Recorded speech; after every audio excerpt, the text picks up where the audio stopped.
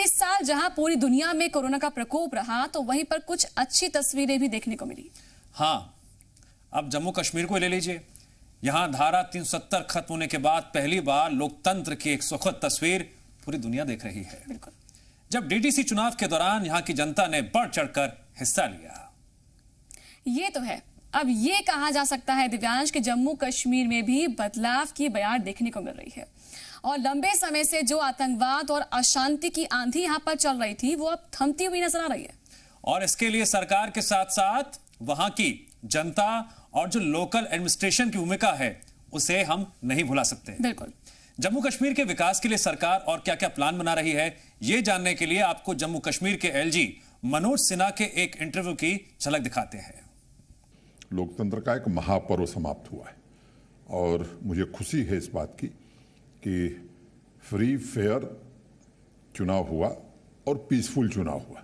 मैंने यहाँ के लोगों के कई बात कही थी कि मैं सुनिश्चित करूँगा कि चुनाव निष्पक्ष हों, स्वतंत्र हों और शांतिपूर्ण हों, और मैं कह सकता हूँ कि इन तीनों उद्देश्यों को पाने में हमने सफलता पाई है। इसमें फोर्सेस के जवानों ने, जम्मू कश्मीर पुलिस ने, मतदान में लगे हुए हमारे सभी अधिकारी कर्मचारियों ने बड़ा सहयोग किया है। और अगर आप बाकी पिछले चुनावों को और इस चुनाव से देखेंगे तो जहां मतदान का प्रतिशत बढ़ा है वहां एक मतदान कर्मी हमारा चोटिल भी नहीं हुआ है। बाकी की बात छोड़ दीजिए, पड़ोसी देश के प्रयास के बावजूद, उनकी साजिशों के बावजूद हमने शांतिपूर्ण चुनाव कराया है।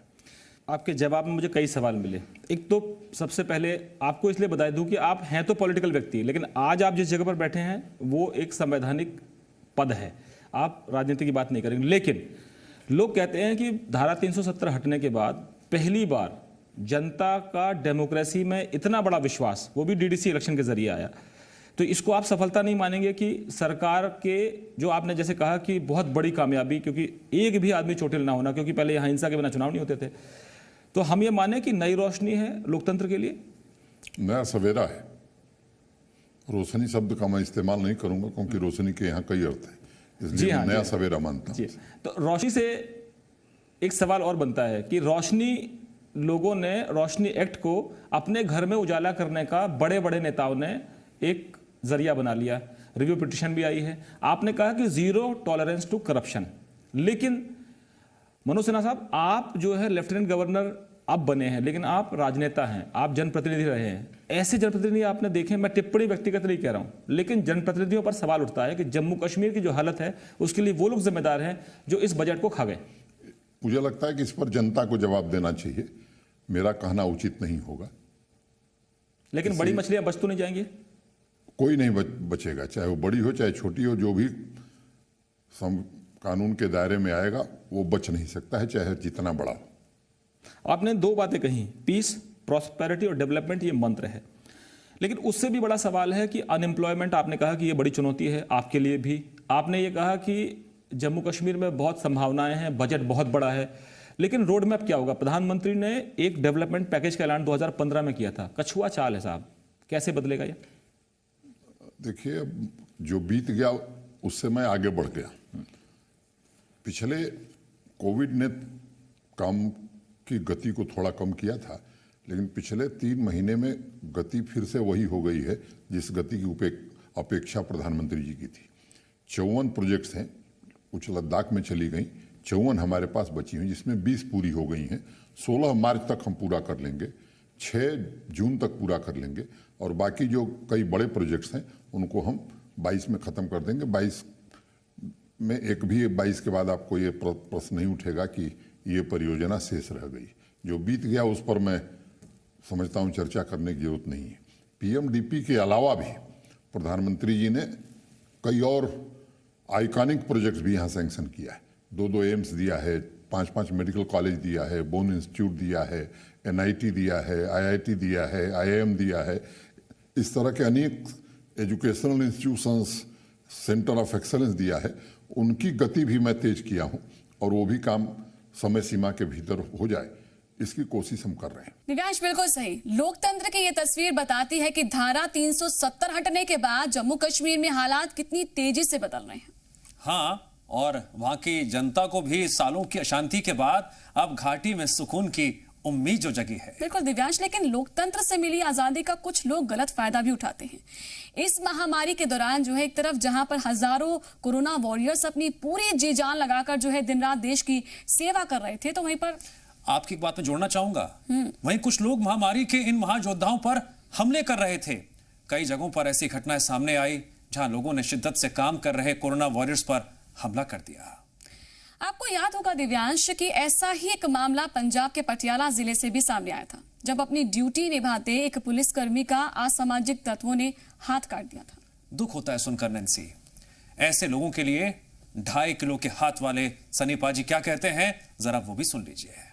तो जैसे मैंने पहली तस्वीर देखी उस एएसआई की जिसका नाम हरजीत था पटियाला में, जिसका हाथ इसलिए काट दिया गया क्योंकि वो पास देखने की कोशिश कर रहा था कि आपके पास पास है या नहीं, लेकिन कुछ अपराधियों ने उनके एक हाथ को चॉप कर दिया, काट दिया, और वो व्यक्ति इतनी मजबूती के साथ खड़ा हुआ, दूसरे व्यक्ति ने हाथ उठाकर दिया, उसने दूसरे हाथ में अपना कटा हुआ हाथ लिया और एक स्कूटी में बैठकर अस्पताल चला गया, जिसका हाथ जोड़ लिया गया। हम उम्मीद करते हैं कि वाहेगुरु उसकी उस बहादुर सेनापति की, सिपाही की या एएसआई की मदद करें। आप क्या कहना चाहेंगे कि आप भी ऐसे सितारे पढ़ते होंगे जब अखबारों में, टीवी में देखते होंगे, तो आपको दिल से ऐसा नहीं लगता होगा कि काश हम सब ऐसे हो जाते? मेरे ख्याल से जो आदमी जो भी आदमी अपना प्रोफेशन में है, जो अपना काम कर रहा है, जैसे हमारे सिपाही हैं, जैसे हमारे पुलिस वाले हैं, जो जिस तरह से वो अपना काम करते हैं, वो और इस वक्त वो इस तरह से लगे हुए हैं और उन्हें बिल्कुल परवाह नहीं है कि क्या भी हो जाए, जो चीज सही है वो सही है।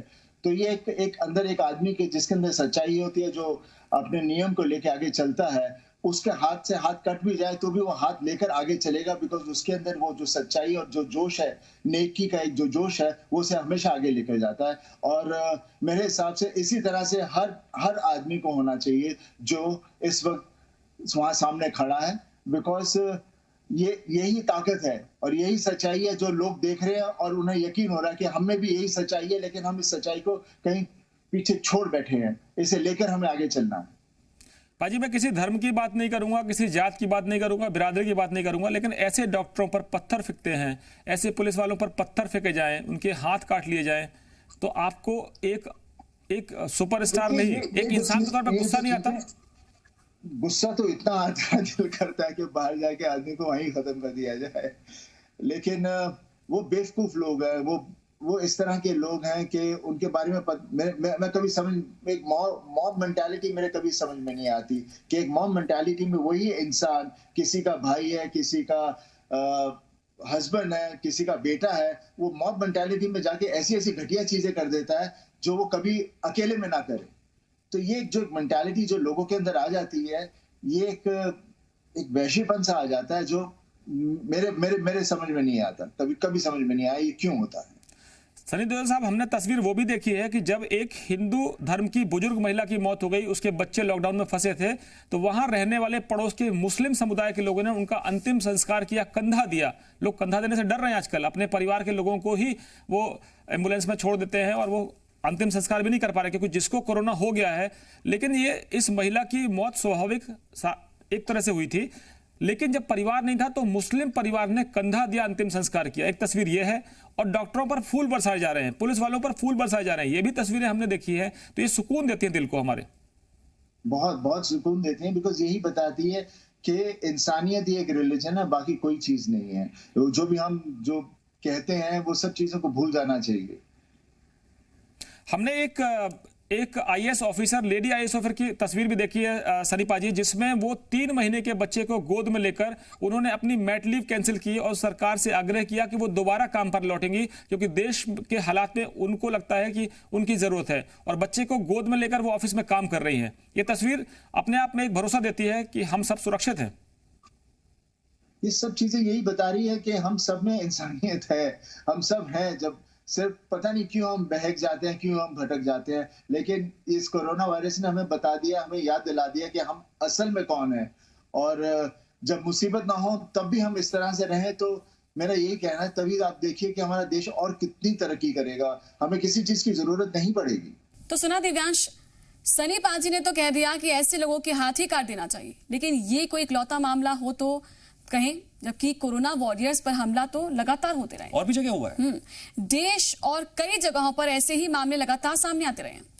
नैन्सी, जिक्र करना चाहूंगा एक बात का। मध्य प्रदेश के इंदौर शहर को अगर हम ले लेते हैं, समझने की कोशिश करें, यहां पर भी तो लोगों ने पुलिस की टीम पर सिर्फ इसलिए हमला कर दिया था क्योंकि वो लोगों को एक साथ जमा होने से रोक रहे थे। न सिर्फ इंदौर में बल्कि भोपाल में भी कोरोना वॉरियर पर हमला किया गया, लेकिन सरकार ने उनके खिलाफ सख्त कार्रवाई शुरू कर दी।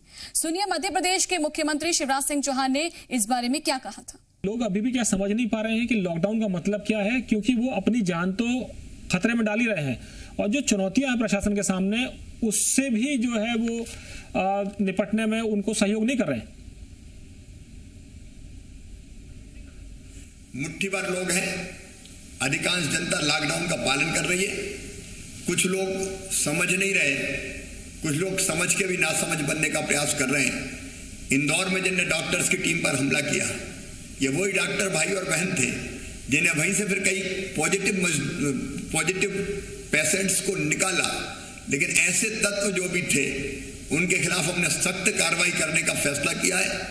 इंदौर में पथराव करने वाले राष्ट्रीय सुरक्षा कानून के अंतर्गत अब जेल में हैं और भोपाल में जिनने पुलिस पर हमला करने की जुर्रत की है, वो छोड़े नहीं जाएंगे। राष्ट्रीय सुरक्षा कानून के अंतर्गत ही उनको हम कार्रवाई करके ऐसी सजा देंगे कि जिंदगी में फिर दोबारा उनकी इस तरह की हिम्मत ना हो पाए। बहुत थोड़े से लोग हैं जो माहौल बिगाड़ने की कोशिश करते हैं, लेकिन धर्मगुरु सब सहयोग कर रहे हैं और बाय एंड लार्ज पूरी जनता इसमें सहयोग कर रही है। अब इंदौर में तो एक ऐसा उदाहरण भी मिला कि एक हिंदू परिवार में मृत्यु हो गई तो मुस्लिम आगे बड़े, कंधा लगाने आगे आए। तो ऐसे सांप्रदायिक सद्भाव के भी उदाहरण मिल रहे हैं। लेकिन कुछ लोग हैं जो जानबूझ के वातावरण बिगाड़ने की कोशिश जिन्होंने की, उनको तो हम छोड़ेंगे नहीं। तो जो कुछ हो रहा है बहुत बेहतर हो रहा है। अब आप देखिए इटली में क्या हालात है, स्पेन में क्या हालात है, अमेरिका में क्या हालात है। हमारे देश की आबादी तो 130 करोड़ से ज्यादा है। इतनी बड़ी आबादी में कोरोना का अगर हम संकट देखें तो बहुत हद तक उसको नियंत्रित कर पाने में मोदी जी के नेतृत्व में, जनता के सहयोग से और सब राज्यों के मुख्यमंत्री और उनकी टीम के सहयोग से हम लोग सफल हुए हैं। और मुझे लगता है जो बेहतर से बेहतर किया जा सकता है वो किया जा रहा है। शिवराज जी, अगर मैं बात करूं कोरोना वॉरियर्स की, चाहे वो पुलिस हो, चाहे आपके प्रशासन के लोग हों, डॉक्टर्स हों या हेल्थ वर्कर्स हों, अगर मैं उनकी बात करूं तो क्या हम पूरे पर्याप्त प्रोटेक्टिव गियर्स उपलब्ध करा पाए हैं? क्योंकि विपक्ष का ये सवाल रहता है कि साहब व्यवस्था नहीं हो पा रही है। आपको लगता है कि उनके सवाल जायज नहीं है? पीपीई किट हम मध्य प्रदेश में स्वयं बना रहे हैं और हमने जो पीपीई किट्स बनाए भारत सरकार ने अप्रूव किए हैं। दो तरह के पीपीई किट हम बना रहे हैं, एक डॉक्टर्स के लिए, दूसरे बाहर जो काम करने वाले हमारे पुलिस के जवान हैं जिनको एकदम मरीज के पास रह के काम नहीं करना पड़ता। मास्क हमने होममेड बनवाना शुरू कर दिया। हमारे सेल्फ हेल्प ग्रुप लगातार कई जगह मास्क बना रहे हैं।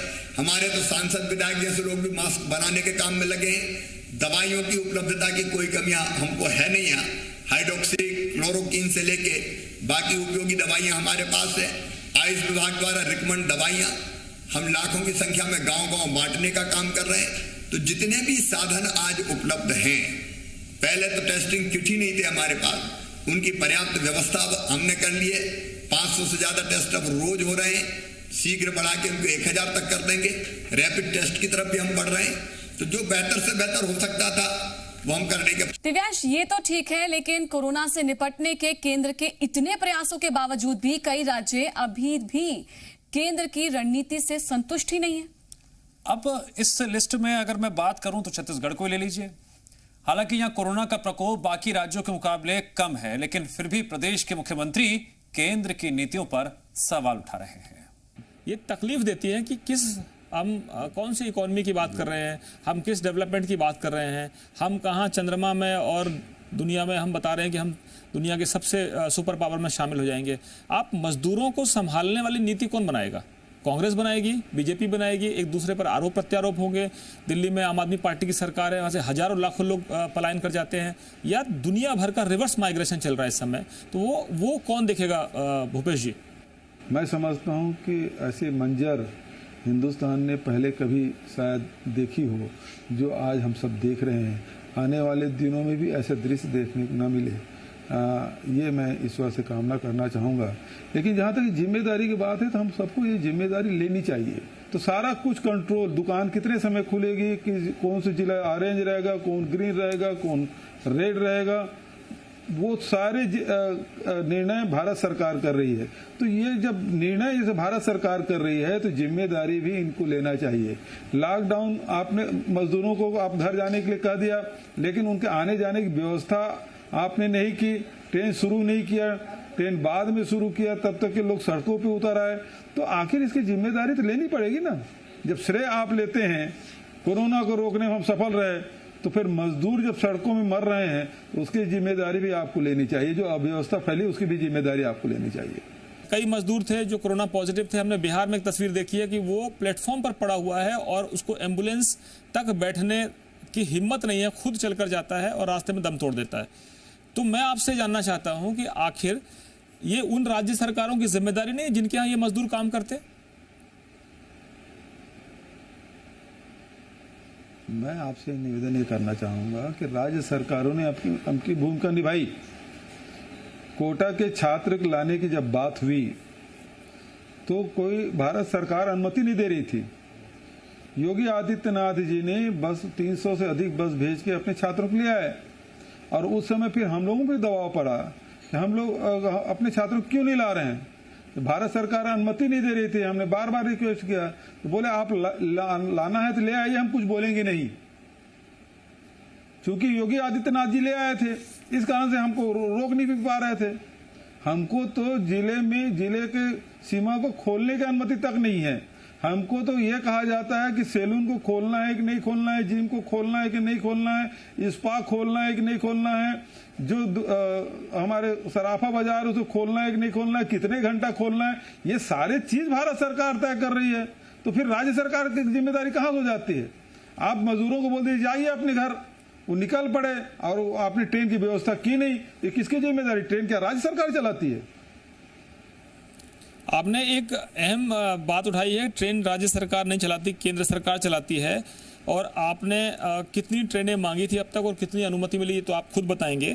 लेकिन केंद्रीय मंत्री हैं, रेल मंत्रालय का जिम्मा संभालते पीयूष गोयल, वो मीडिया के जरिए आके कह रहे हैं कि 4 राज्य हैं, छत्तीसगढ़ है, राजस्थान है, झारखंड है जहां आपके सहयोग से सरकार चलती है, और पश्चिम बंगाल तो खैर उनका विरोध जगजाहिर है और खुलकर बोलती हैं। वो ये 4 राज्य ट्रेनों को अनुमति नहीं दे रहे हैं, ये कितना सच है हम आपसे सुनना चाहते हैं।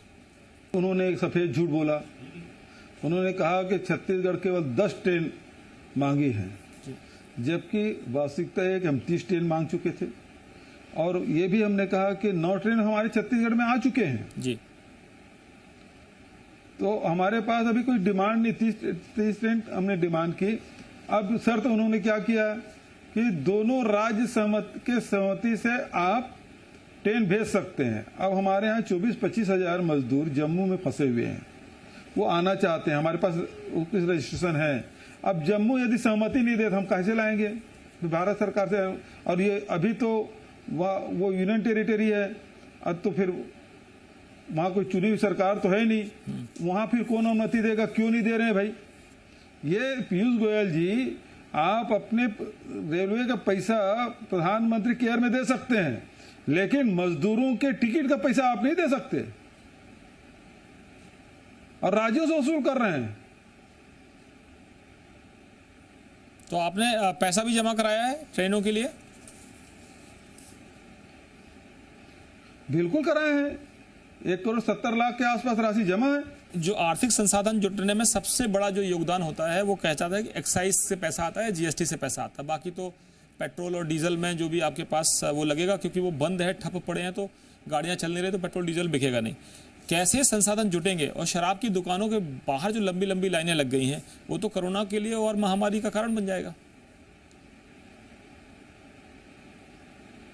देखिए, जहाँ तक राज्य के राजस्व की बात है, जीएसटी है, इनकम टैक्स है, माइनिंग के रॉयल्टी है, एक्साइज है, फॉरेस्ट के कास्ट विक्रय है, बहुत सारे ऐसे हैं जैसे पेट्रोल डीजल के जो वेट है उससे राज्य को राजस्व मिलता है। अब सारी गतिविधि ठप है, तो ऐसे में भारत सरकार से नहीं मांगे तो और किससे मांगा जाएगा। तो दिव्यांश, ये तो थे वो इंटरव्यू जो हमने आपको दिखाए। खैर, खट्टी मीठी यादों के साथ ये साल आखिर विदा हो ही रहा है।